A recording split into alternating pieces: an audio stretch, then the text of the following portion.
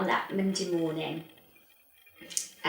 when we picked them up from the foster carers forever, and they walked in through that door, and I closed the door and locked it behind me. I thought, they're not going out through that door unless they're with me again. It was just, everything just all rolled into one. I think it was when they went to bed.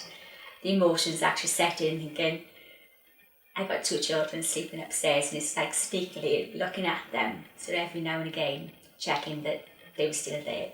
For all the anticipation about what life will be like when you have a child in the house, it can't measure up to reality. He came in and he was like a whirlwind.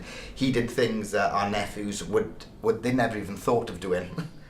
And I think we spent the first 6 months of chasing him around, of not leaving him go maybe more than a foot in front of you, just in case he'd hurt himself. They settled in so easily, so quickly, didn't they? I think a lot of it was the preparation that we'd done in the beginning with the foster carer and the foster carer herself, because she set up amazing routines, and we kept those routines, didn't we? And we still do them now, in all fairness, and they're very comfortable with that.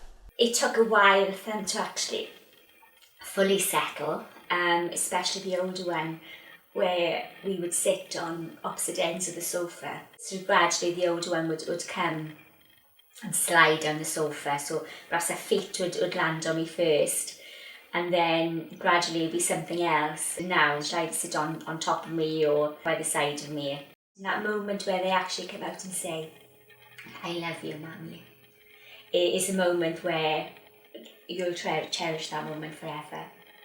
Difficult moments would just be, I suppose, them regressing or memories coming back, so that affects their behaviour. Yeah, odd learned behaviour. Yeah, we like say with our eldest boy, we had to keep showing him the fridge to show it was full all the time.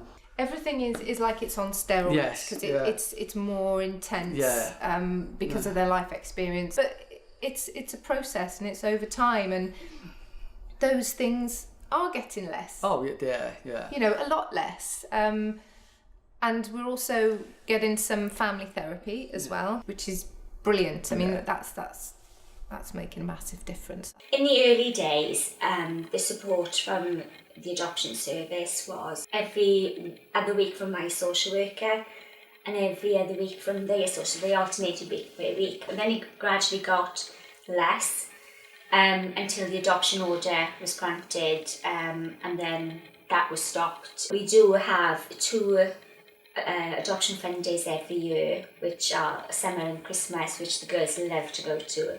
We're still in touch with Lorraine, our social worker. We still speak to her on a weekly basis, and she still comes around. Want to more now, and it's really nice to know that the support's still there if we need it. I mean, we're not adoptive parents anymore. We're just parents. We're over a year in now. When we first had them, our youngest had about 2 teeth. Could just about roll over. 2 teeth, hardly any. And now she'll run everywhere, climb everywhere. She loves hide and seek. It's just watching their confidence, isn't it? Their confidence building on a daily basis. Oh, B&Q, they were dancing to the background music. And I sort of nudged Claire and said, look, and they were both there, shaking their hips to the music. Which is really rare, isn't it? Because our eldest boy, he, when he first came to us, he was quite buttoned up. It's hard to think of a single thing, because every day there's something. We laugh at something that happens. And they bounce off each other, which is a brilliant thing with the sibling groups. We had a phone call saying that our son's sibling was up for adoption. I was potentially going to be up for adoption as well, and was that a possibility for us? Which was a difficult one, I guess, to answer at that point, because we weren't prepared to have the conversation, and there was a lot to consider. And our initial answer was no. We didn't think that it was going to work right now.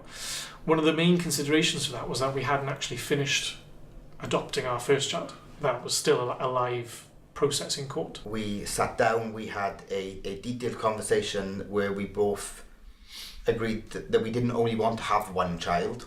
And we felt that if we were to go back to adopt, maybe in a year or 2 or 3 years' time, when it would be much more convenient for us, our children would not have any relation. And then I also thought that if that was to be the case, then we would then have to tell our son that we had the opportunity to adopt his sibling, and we didn't. We said no. It was an opportunity for these 2 siblings to grow up together, and we were able to do it. So we hung our concerns and said we're going to make it work, and we were supported through that. We definitely don't have any regrets about the decision we made to have the 2 children. It's just wonderful to see them play together, see them fight together, see them just do things that siblings do together. It's almost a year on, and life is just thriving for everybody. Grandparents, seem younger because They've there's had a stuff new to do. lease of life, haven't they? And I feel even more contented that we made the right decision to have a sibling group. I think anybody thinking about adoption, proceed with it, go with everything, and put it all into it. It's not an easy ride, it's not an easy journey at all, but it's so rewarding. I've made the decision to actually proceed with a third, and the girls are so excited. I think they are constantly asking, when's it going to happen? So we'd explain at the moment there's a process, like before you came, and it would happen when the time is right. When you don't particularly feel like you're having such a great day, they can say something or do something, and you just think, it doesn't really matter, does it? I've got those 2.